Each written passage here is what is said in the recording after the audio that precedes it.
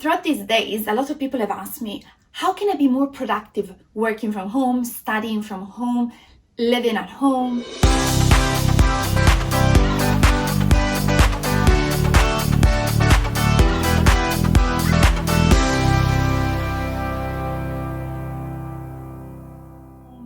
And I have thought a lot about how to group all the difficulties and the solutions that we can have in the moment in which we need to work from home. And there are three main reasons why working from home is very hard. We're going to analyze them one by one and see which solutions we can find in order to fix this problem. The first reason why our productivity drops a lot is that when we work from home or when we study from home, what happens is that without realizing it, we stop moving our body as much as we used to do. Why do I say without realizing it? Because when you go to work, when you go to school, even if you're not someone that usually exercises or practices any activity, somehow you find yourself moving your body. So you need to walk to the tube or walk to the train, walk to the car that you used to commute. You need to take steps from your desk to someone else's desk, and then you walk again in order to go and have lunch. So somehow you move your body without realizing it. When you find yourself working or studying from home, this is very reduced. So what happens that all those times in which you were taking steps, you take many fewer steps or not step at all, and your body feels it. Maybe you don't realize it, but your body does.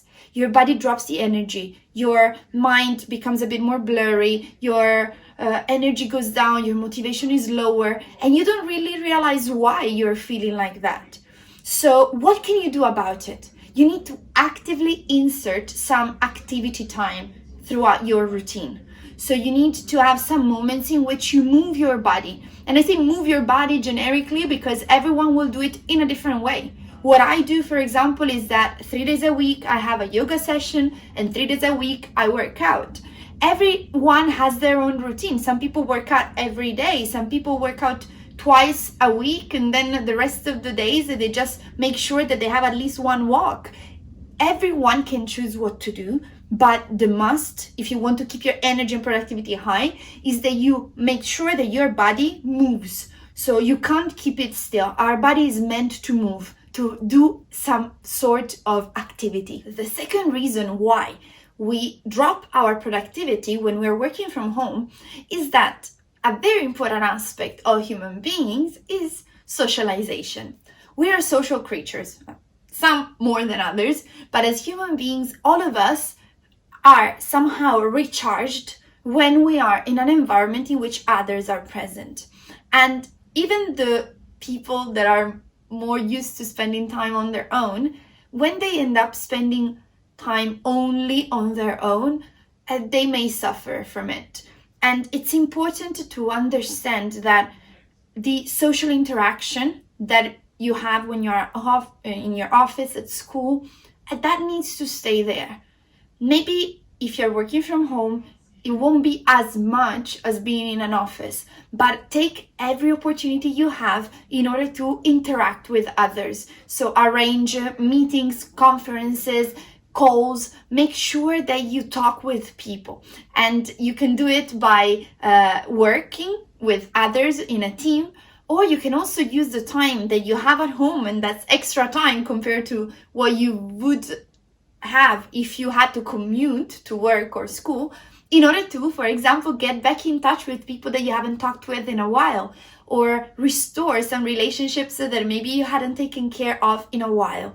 But the important thing is that regardless of talking with always the same person or with many people, you keep that social interaction active, because that's how you can really thrive as a human being. The third problem that we face is that our mind has associated to each space a specific role, a specific function. So for example, when I am at home, I take care of my private life, while when I am in the office or at school, I take care of work or studying. Now, this, when you work from home, doesn't exist anymore. And if you think about it, regardless of how far you used to work or studying, for most people, what happens is that there is a commute time between the moment in which you wake up, you prepare, and the moment in which you start working. So there's a transition time that tells your mind that now you're going to that place where you do those kinds of things. And in the evening, what happens? That you commute back, and again, you go back to a different kind of place. This, for our mind, happens regardless of how long your commute is. For some people, it may be 5 minutes and you just walk to your office. For some other people, it may be 2 hours. It doesn't really matter. For your mind, that cushion, that transition time tells you, okay, now you're going to change role. When you're working from home, this commute doesn't exist. So what can you do? You need to create it somehow. Why? Because otherwise that line becomes blurry and you start mixing private life, work life, and either you start working too much and forgetting about your private life, or you start giving in to the temptations that working from home can give. So what you need to make sure of is that you have your commute time, you have your transition time. How? Everyone can choose something different. For me, my transition time is having a coffee in the morning, and that's where my mind knows that, okay, now I'm starting my work. Or other people may have, they exercise, for example, before starting. Or for some other people, it can be having a big breakfast or small breakfast. For some others, it may be having a walk around their house and then starting. It doesn't really matter, but you need to give your mind a signal that now it's work time. Why? Because otherwise you will start getting very confused. Your mind will be very confused. And what will happen, the risk is that if you don't know how to handle it, you will end up either working 24/7 or not being productive, giving into laziness. So there is a solution, and it is your commute time. The second thing you need to do is to make sure that you're pretty strict with yourself.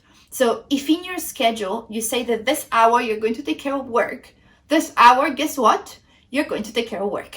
If you're going to take care of your private life, you're going to take care of your private life. If this is exercise time, it's exercise time. Why this? Because your mind needs a little bit of structure. You are free, and you're free to choose, you're autonomous, and working from home allows you that freedom. But you can be free only if you have a plan. Otherwise, what will happen is that you start reacting to everything else, not feeling happy because you are not being as productive as you would like to be, feeling overwhelmed with stuff to do. There's no need for all of that. It's just a matter of putting in place certain measures that will help you to remind your mind that there are moments in which you have your private life, there are moments in which you work. And this is amazing because it can allow you to spend time with your family, with your partner, have some private life, and also be productive and pursue your career goals. And you have more time to do both because you're not commuting anymore. You don't have all the distractions that you usually have. So it can be a success, but you need to be the one that manages it. You can't allow external things to manage it, otherwise it will be disaster.